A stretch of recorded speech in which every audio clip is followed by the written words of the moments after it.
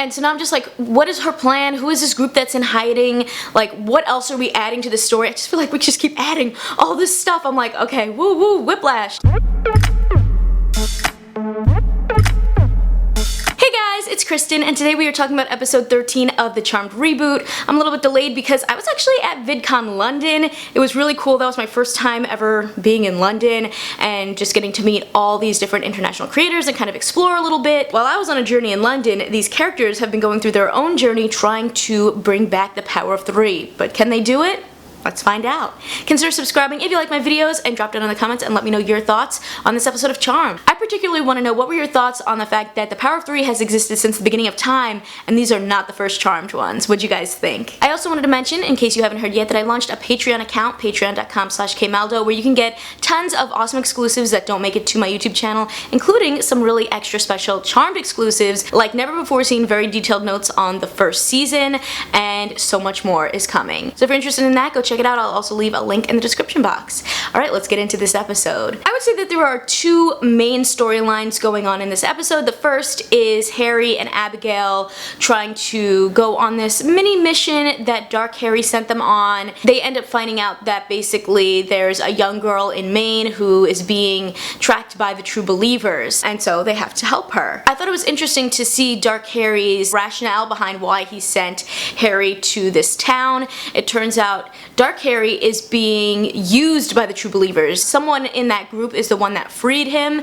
and so they own him basically, and he has to do whatever they want. So the reason that they found that Dark Harry lair with all those different magical creatures is not because Dark Harry wants to do this, it's because he's being forced to by the True Believers. And we learn in this episode that their whole thing is that they're not actually trying to just capture magical beings or capture magical relics. They're trying to extract the magic from them and use it for themselves. It's definitely a very dangerous time to be a magical person because they're all being hunted down for their magic. I'm just waiting now for them to kind of connect the pieces fully, because each episode I feel like they're dropping little hints of things, and just as how we were kind of thinking, okay, well, the True Believers somehow connect back to Dark Harry, we've kind of found that out now at this point, and now it's really seeing who is that master. And I know we've talked a couple of theories, although I will say at times it sort of feels like, Dark Harry, if you want to get out of this, why don't you just tell Harry and everyone what's up instead of giving these like cryptic clues. I mean, I'm assuming he should clearly know who the master is, who these True Believers are being led by.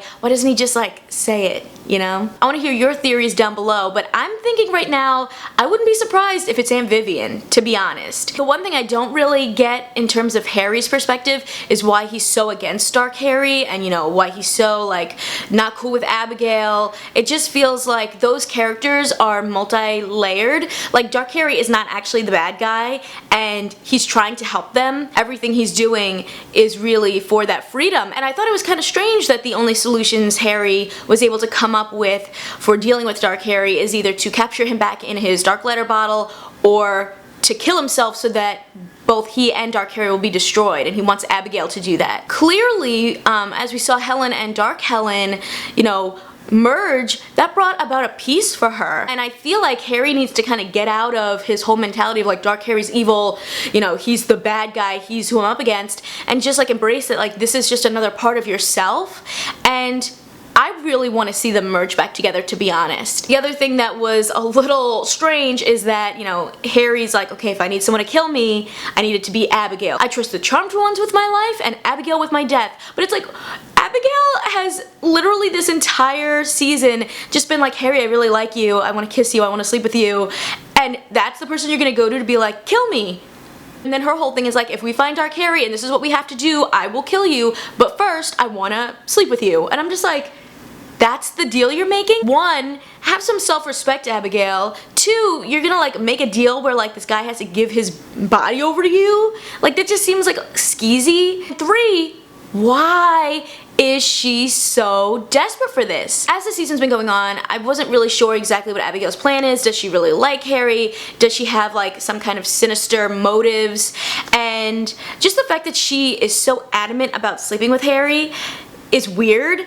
And it makes me wonder if like some of you guys have mentioned theories of like maybe she's trying to get pregnant and have like, you know, some type of whitelighter, demon, witch child that will maybe, you know, have all this power. I thought that that kind of seemed like out of nowhere, but the fact now that she keeps bringing this up I'm like, maybe you guys are right. Maybe this is what she's trying to do. Abigail also mentioned at the beginning of this episode, she's like trying to find a couple of people that they don't really give a lot of information of like who are these people she's trying to find. And so now I'm just like, what is her plan? Who is this group that's in hiding? Like, what else are we adding to the story? I just feel like we just keep adding all this stuff. I'm like, okay, woo woo, whiplash. So, you know, maybe it's the triads, maybe it's, you know, I don't know, hidden elders, maybe it's like hidden whitelighters or something. There's definitely like, maybe it's the true believers. Maybe she's just trying to connect with them. I'm not really 100% sure at this point what exactly she's up to, so if you guys have any theories, let me know. I know other people have also mentioned that maybe she's trying to go find the source, and maybe connecting with Harry on that intimate level will help her get access to that somehow, since he's the only one that actually really knows where the source pieces are. But also, they haven't mentioned the source like one single time in this season now, so are they just passing on that story? Is it gonna come back? You know, I'm still very much right now unsure 100% of what is happening in the season. Maybe by the end, I'll be like, oh, that makes so much sense. But right now, I just feel like they keep adding all these little pieces that I'm trying to connect back to things that happened, you know, earlier in the season. Are we even still connecting things back to the first season? And now, of course, we gotta get into the Charmed ones themselves. Macy's trying to get a power back, and they're trying to reinstate the power of 3. The whole command center goes into lockdown, and the girls are forced to finally be together in one room for a full episode. And I think we learned a lot about kind of the history of the power of 3, and also kind of the secrets that the girls have been keeping, not only from each other, but from themselves, which I thought was really cool, although I feel like they could have also done this episode maybe a little bit sooner in this season, because we're already a little bit more than halfway through the season, and some of this stuff felt a little obvious. Just the idea of them introducing, like, this is not the first set of Charmed ones. There have been many generations of Charmed ones throughout the years since the beginning of time, and this is just kind of our current iteration, which is not something they explicitly had said before, but it's just something that I guess, I don't know, me as a viewer, I guess I kind of figured that, especially because, you know, in season 1 we did see a couple of little references to Melinda Warren, which was a reference to, you know, the original Charmed. So I kind of already had it in my head that, like, these are not the first Charmed ones. It sort of reminded me of Buffy in a way, in terms of, like, there's different Charmed sisters per different generations, but it was interesting for them to learn that and to see that, like, why didn't the elders just let them know and they could kind of learn from past mistakes? Isn't the whole idea of doing the same thing over again and expecting it to change and it doesn't, like, insanity? You would think that, like, okay, let's try to do something a little bit different here. Maybe let's let the Charmed ones in on what's going on so that we can prepare them the best that we can. Keeping them in the dark just seems like a surefire way to just keep repeating the past the same way and not getting anywhere. It sort of felt like, is this kind of a curse in a way? You know, it's supposed to be this great thing of, like, these 3 sisters, when they're needed, are called upon to get these powers and be the Charmed ones and save the world. But it also seemed a little bit like a prophecy in a way, where every single generation the same exact thing has been happening. Nothing has changed. There's 3 sisters, they're called upon to save everyone, one sister dies, and then the power of 3 goes to a new set of sisters. And we get to see this book where there's just like a whole bunch of, you know, sets of 3 names that were clearly past Charmed ones. One's name is written in red, meaning they died. And I think that, one, it felt like kind of a nod, I guess, to the original Charm, because, you know, the 3 sisters, one died. But at the same time, I was also, like, waiting to see the Halliwell names in that book. I feel like that could have been an easy reference that they just didn't do. I don't know if maybe they don't have the rights to say those names. I'm not sure. I mean, they have done so many references in the past already. That feels like a huge missed opportunity to really have, like, Piper Prue, Phoebe, Paige's names in there. You know, that would have been really cool to see that legacy. So that was a little bit disappointing that, you know, we didn't get that reference there. So the girls in this lockdown end up, you know, like I said, having to reveal a lot of things. Maggie learns that not only is Parker alive, but that her father always knew that he wasn't her biological daughter. And I'm like, okay, well, you know, I was surprised actually by how well she took that information and how quickly actually that they revealed it, because I know, you know, I was thinking Macy keeping this big secret about Parker was going to really blow up their sisterhood and really it didn't really do anything. But it was interesting to really learn that, you know, outside of those secrets that they've been keeping from each other, it's really about what they've been keeping from themselves. Maggie feeling like, honestly, I was kind of relieved Parker's gone because now I don't have to deal with, you know, the drama of him doing all these bad things. Mel feeling like, I'm tired of being in a corner and having to be the responsible one all the time. And Macy revealing that not only is it Harry that she has feelings for, but that she does feel like a third wheel in the sisterhood, and that she kind of does want to be alone and doesn't really necessarily want to be, you know, part of a 3 all the time, which I actually thought was interesting for her to open up about, and I kind of wish that they showed that a little bit more throughout the season leading up to that, because I think that that is like a valid, you know, thought for her to have. You know, she grew up her whole life alone, you know, not having siblings, and then finding out, you know, a year ago, oh, actually, not only do I have 2 sisters, but we're witches, we're part of the power of 3. And I wish that they had just like shown us throughout the season a little bit more of that struggle that she's been dealing with, because it just felt like we're just not seeing the sisters together at all. Instead of, oh, well, Macy is actually struggling being part of this, you know, group and being the third wheel in a way. Their revelations end up opening up this triquetra secret door that leads to the tree that has all that magic in it, the black amber. So we find out that that tree, not only does it give us that black amber, but it also, the leaves of it are what give us that poison that the Darklighter was using. So I thought that was actually kind of cool, because again, it felt like a little bit of that balance of like, there's this gray area of like, this one tree brings us that magic and that poison. So I really liked that. And then we get to meet this past charmed one who basically like drops this bomb of knowledge on the girls. One of you will die. You know, the past sisterhoods haven't been strong enough. That's why they haven't been able to break this cycle. And hopefully these girls will be able to do that. Although honestly, you know, the fact that they need a strong sisterhood and these sisters don't really feel very strong together as a group, I'm like, will they succeed? I'm hoping so. They talk about how like the power of 3 can set you free or it can weigh you down, and I did like that reference of like the power of 3 can set you free, because, you know, that's what they said in the original show as well. And then she talks about how like the sisters need to go on their own separate journeys before they can come together as one, and I'm just like, isn't that what we've been doing already this whole season? Everyone's doing their own things. Like, can't we finally come together now? I don't know if this maybe was that like catalyst of like, now we can come together, or if again, they're just gonna continue going on their own journeys until maybe the end of this season, which I really don't want to see that. I was really happy to see that this episode they were all finally together, and in that I did feel like there was a little bit of like, you know, just not a full connection between all 3 of them. Macy just feels very aggressive at times, like kind of angry, and again, maybe that's because she doesn't like being the third wheel. She also tells Macy that if she drinks from this like goblet of black amber, she'll get her powers back, but that getting the power of 3 back is a separate journey and that the girls are being tested. And I just have to say, why are the elders still testing the girls? It just feels like there are so many more important things to focus on. Like, I don't know, saving people, saving witches, saving the magical world.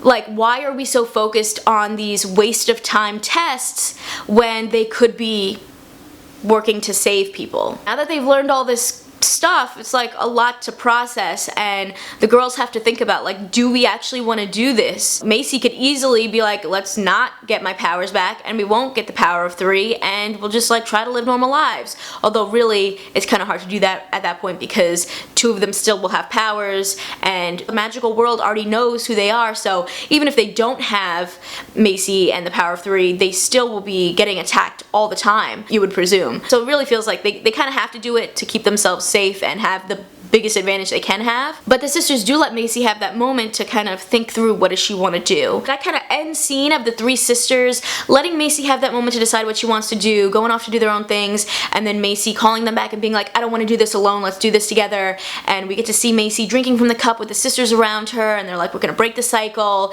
That to me was one of the best sisterly moments that we had in this episode, because that was a great balance, I thought, of letting them have their individuality, but also letting them come together as sisters. And I hope that we will get to see them do more things like that. Macy does get her power back, although I have to say, I was not 100% sure what her power was. It looked to me like she just got her telekinesis back. Now, if they were to do that, it kind of is a little bit strange just because the other two sisters did get different powers, but it would make them have the same exact 3 powers that the original sisters had. So that is cool. The way that the leaves were floating around, I was also thinking maybe this isn't exactly her regular telekinesis, maybe it's like an aerokinesis, something with like the ability to control like air molecules or wind or something like that. I'm hoping that we'll get more explanation of like what exactly this power is. Is it a new one? Is it the same one? Is it an expanded version in the next episode? And now the girls are going to be going on a quest to, you know, rediscover that power of 3. A couple of other things that I thought were really interesting is that, first of all, as much as I was like, Macy, what are you doing getting rid of your demon powers?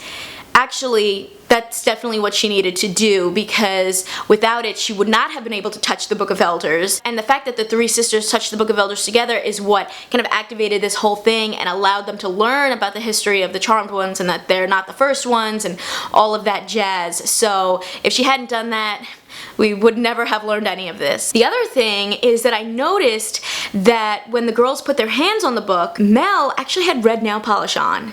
And all of the names of the witches that died were written in red. Do you think if someone is to die, maybe that was hinting that Mel might be the one because she happened to have red nail polish on? You know, like I feel like that couldn't be just a coincidence, could it? Maybe they're trying to tease, you know, if you're really looking deep into this episode, that like if someone does die, it might be Mel. And Ruby, who is the girl that Mel is now sort of like casually dating, lives with a roommate named Gideon. I don't know if that could be a hint at something, but Gideon was a character in the original Charmed that wasn't a very great guy, so maybe that could be a little hint. There could be something going on with Ruby and her roommates. Maybe they're magical as well, and they're trying to like infiltrate the Charmed Ones by going through Mel. Again, this could mean nothing, but you know, I'm just going through some theories, thinking about different things based off what we're learning in these episodes. I think overall we are starting to piece things together, which I enjoy, although I will say some of this episode, especially like the Dark Harry and Harry stuff, felt like it could have been done in a scene or two and didn't need to necessarily span a full episode.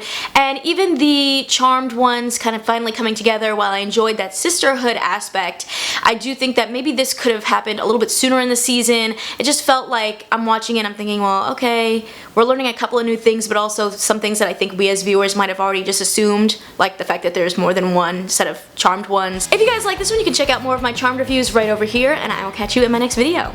See ya!